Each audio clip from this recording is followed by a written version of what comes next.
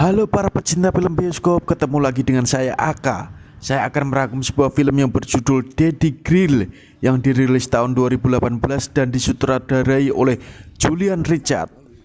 Film ini bercerita tentang seorang ayah psikopat yang mencari mangsa buruannya seorang pelacur. Seluruh pelacur di kota tersebut disekap dan disiksa oleh dia.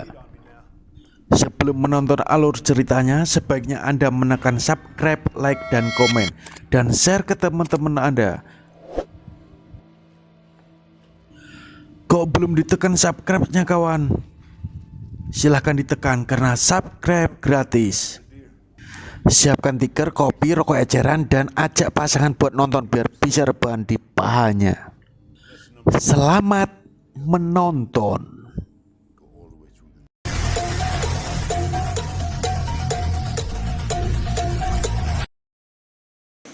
Di awal film terlihat seorang ayah dan anaknya. Sang ayah bernama John, bekerja sebagai montir bekas marinir di Irak, dan anak kesayangannya bernama Zoe. Mereka berdua berniat untuk berpesta minum-minuman di sebuah kafe yang di dalamnya terdapat banyak pelacur. Di saat minum, Zoe melihat gadis sendirian di sampingnya. Dia bernama Stasi, dan Zoe membelikan minuman buat Stasi. Karena Zoe gadis yang gampang akrab sama seseorang, akhirnya Stasi menganggapnya sebagai teman berpesta. Zoe mengajak pesta di rumah John, dan Stasi menyanggupinya. Di saat perjalanan, kesenangan terlihat di wajah Stasi, dan mereka sampai di rumah John. John langsung mengajak Stasi berpesta. Sebelum masuk ruangan berpesta, John menyuruh Stasi buat tutup mata. Tujuannya kasih surprise. Stasi menyukainya dan dia langsung menutup matanya dan masuk ke ruangan tersebut. John memerintah sebelum hitungan kelima Stasi nggak boleh buka mata. Setelah hitungan keempat, Stasi buka mata dan dia terkejut kalau di ruangan itu adalah penyiksaan, bukan ruangan berpesta. Stasi langsung menjerit histeris, ketakutan, dan ingin keluar dari ruangan tersebut, dan John membekapnya.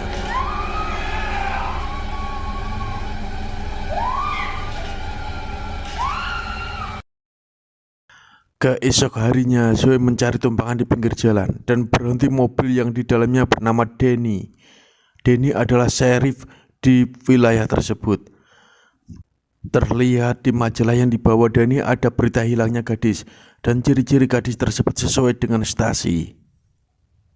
Danny bertugas untuk menyelidiki gadis yang hilang di wilayah tersebut, dan Zoe sendiri mempunyai jiwa psikopat.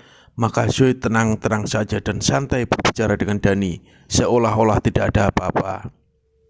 Terlihat Stasi terikat di ranjang besi dengan wajah memar dan kebiru-biruan. Zoe datang dan merasa kasihan. Zoe bilang kalau penyiksaan ini tak akan berhenti, sehingga Zoe memberi pilihan, gantung diri atau menjalani siksaan ini selamanya. Stasi memilih untuk menghabisi hidupnya dengan gantung diri. Si John marah sama Zoe karena Stasi gantung diri, dan menurut John, Zoe terlalu ikut campur masalahnya.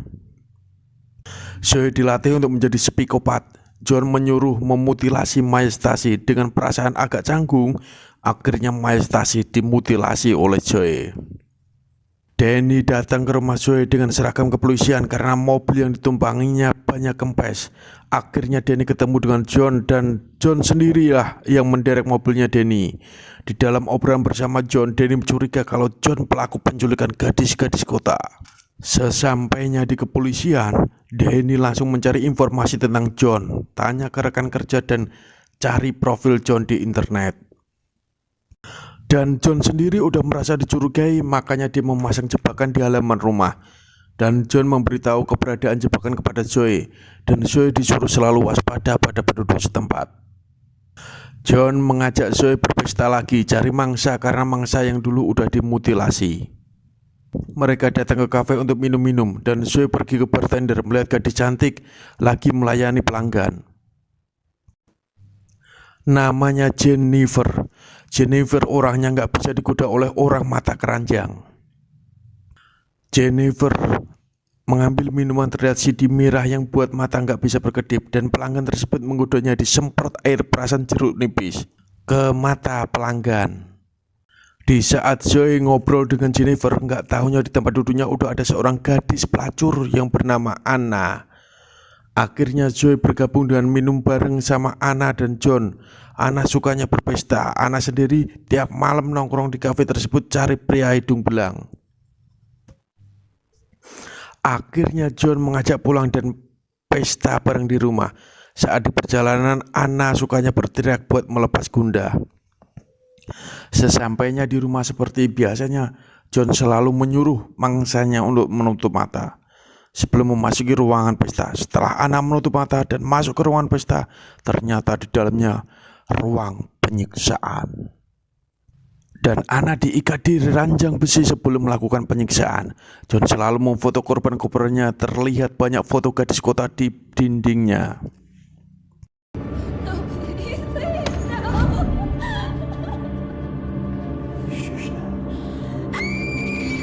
Anna disetrum setiap menit di ruangan tersebut, tapi anehnya John tidak melakukan pertukaran serabi lembut dan rudal. Emang John mempunyai kelainan dan sukanya menyiksa gadis-gadis kota. Seperti biasa, Zoe mengambil pistol dan mengingat masa lalunya karena ibunya meninggal karena gantung diri, seperti yang dilakukan oleh Stasi. Zoe datang ke ruang penyiksaan dan menodongkan pistol ke arah John. Dengan senyum bahagia, Anna selalu mengucapkan terima kasih, tapi nggak taunya pistol diarahkan ke muka Anna. John langsung pergi dari tempat tersebut. Zoe memberi pilihan lagi sambil meneteskan air mata, mengakhiri hidup dengan pistol atau disiksa selama-lamanya. Anna langsung menarik pelatuk pistol di dalam mulutnya dan dor. John orangnya bejat. Dia mengajak anaknya sendiri bercinta di ranjang dan wik-wik dilakukan, tapi Zoe buru-buru ngajak udahan karena moodnya berkurang. Danny mengajak rekan tugasnya bernama Elsa untuk menjebak John, sehingga Elsa berpakaian seperti pelacur di kafe. Pakaian seksi, bibir merah merona, menggoda hidung belang. John mencari mangsa selanjutnya di kafe, nggak taunya di dalam udah ada Elsa yang menyelidiki gerak-gerik si John. Elsa duduk sendirian matanya sambil menggoda si John. Selang beberapa saat, John, Zoe, dan Elsa bergabung dalam satu meja dan bercanda bareng di situ. John menaruh bubuk atau obat tidur di minuman Elsa.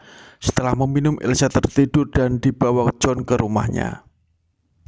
Di perjalanan, Elsa tertidur pulas di jok belakang. Setelah John membuka tasnya berisi pistol, John udah mengira kalau Elsa seorang polisi, tapi mangsa udah tak berdaya siap untuk disiksa.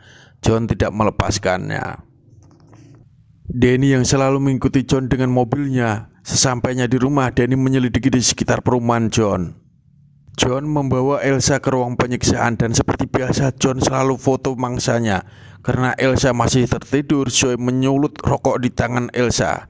Akhirnya Elsa tersentak dan bangun. Elsa disetrum sama John, dan John bercerita kalau semua pelacur di kota itu akan dihabisi semua. Soalnya menurut John, pelacur adalah hama buat kota. Dia tidak mengetahui pedihnya sebagai marinir. Pelacur cuma bersenang-senang dan pesta.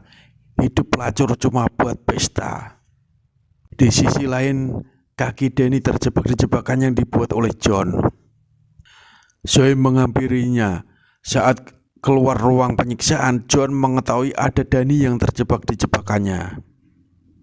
Akhirnya John membawa Danny ke ruang penyiksaan, dan di dalam ruang penyiksaan emang dasar Elsa seorang polisi, maka dia bisa melepaskan kunci di tangan dan dia bisa kabur.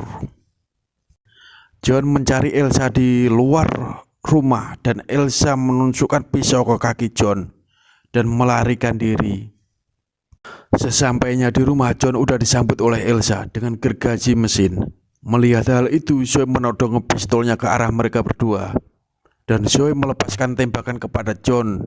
Dor, dor, dor. Dan sebelum meninggal, Zoe membunuh John demi balas dendam ibunya.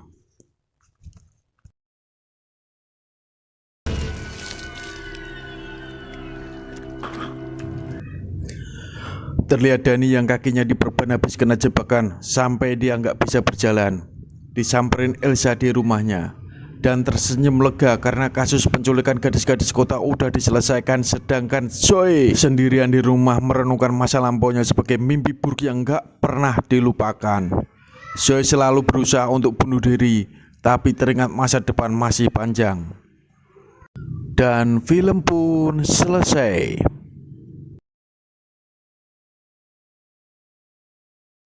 Terima kasih telah menonton channel kami. Kami berharap Anda dan keluarga selalu mengikuti channel ini, selalu memberi dukungan atau kritikan lewat kolom komentar.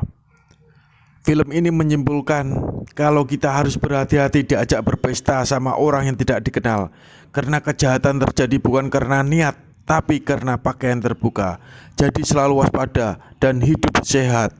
Terima kasih, saksikan video kami selanjutnya.